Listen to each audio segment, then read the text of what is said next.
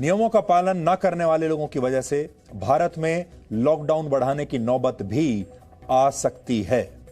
हो सकता है अब आपको और कुर्बानियां देनी पड़े और कुछ दिन अपने घरों में आपको रहना पड़े ऐसे लोगों की वजह से। निजामुद्दीन मरकज जैसी घटनाओं के बाद भारत में इन दिनों एक बहस चल रही है और वो ये कि क्या भारत के लिए 21 दिनों का लॉकडाउन काफी है। आप दिन भर अपने अपने घरों में रहते हैं, फोन पर अपने दोस्तों से बात करते हैं, दिन भर जो बातचीत होती है उसमें एक सवाल सब पूछते हैं और वो सवाल ये होता है कि ये लॉकडाउन 21 दिन में ही खत्म हो जाएगा या लॉकडाउन और आगे बढ़ेगा। आपके मन में भी ये सवाल होगा कि 21 दिन में आपको आजादी मिल जाएगी या उसके बाद भी ये लॉकडाउन जारी रहेगा। ये बहुत बड़ा सवाल है। हालांकि सरकार ये साफ कर चुकी है कि फिलहाल उसका लॉकडाउन बढ़ाने का कोई इरादा नहीं है, ये भी हम स्पष्ट कर दें।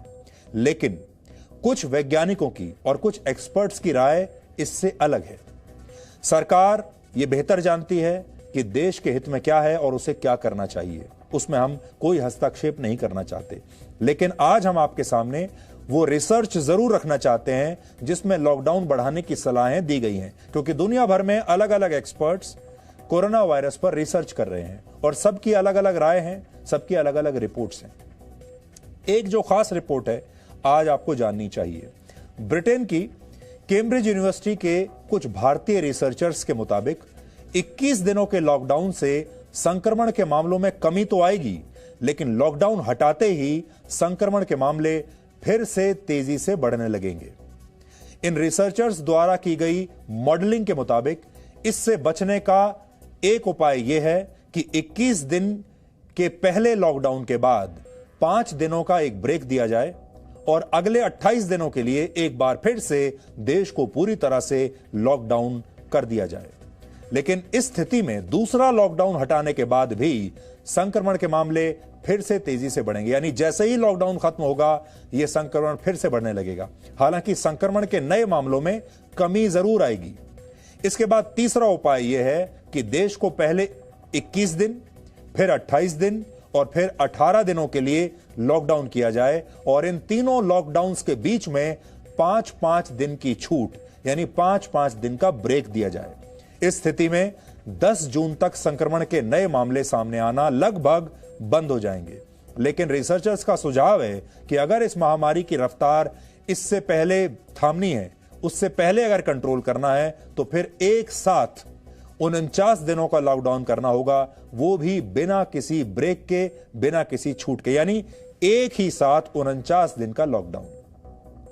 इस मॉडलिंग के मुताबिक जितने लोगों के लिए लॉकडाउन हटाया उससे दुगने दिनों के लिए लॉकडाउन फिर से लगाना पड़ेगा। यानी अगर 5 दिनों के लिए लॉकडाउन हटाया गया है तो फिर 10 दिनों का अतिरिक्त लॉकडाउन करना पड़ेगा। जैसे मान लीजिए आपने 2 लॉकडाउन के बीच में 5 दिन का ब्रेक दिया, तो उस 5 दिन से दोगुना जो समय है वो अगले लॉकडाउन में बढ़ाना होगा। इस रिसर्च में यह भी कहा गया है कि भारत में इस महामारी से बड़ी संख्या में बुजुर्ग प्रभावित हो सकते हैं, क्योंकि भारत के ज्यादातर परिवारों में 3 पीढ़ियां एक साथ रहती हैं। इनमें से ज्यादातर लोग 30 वर्ष तक के हैं। कई बार युवाओं में वायरस के लक्षण दिखाई नहीं देते, लेकिन वो वायरस को दूसरों तक तेजी से फैलाते हैं बिना ये जाने हुए कि उनके अंदर लक्षण हैं और वो इसे ट्रांसफर कर रहे हैं, ट्रांसमिट कर रहे हैं। वैज्ञानिकों ने सुझाव दिया है कि ऐसी स्थिति में भारत के लोगों को सिर्फ घर के बाहर की सोशल डिस्टेंसिंग पर ही ध्यान नहीं देना है, बल्कि अपने घर के अंदर भी सोशल डिस्टेंसिंग का पालन करना है।